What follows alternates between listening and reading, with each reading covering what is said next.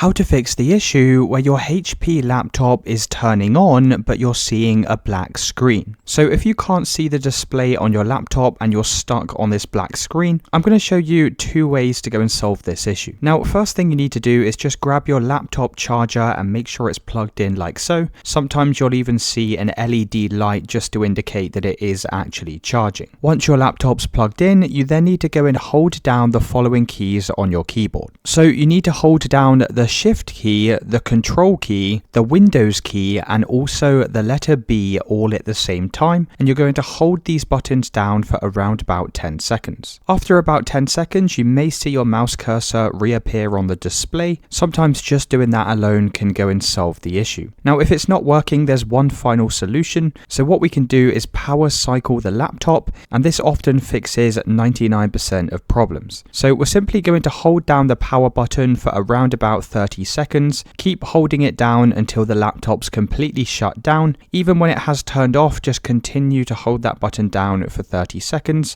After 30 seconds have passed, you can then go and release the power button. We're then going to hold the power button down again for 2 or 3 more seconds. You can then go and release the power button and the laptop should now start. If it doesn't work the first time, I'd recommend repeating this step, and that should have now solved the black screen issue on your HP laptop. Let me know in the comments if you found this video helpful.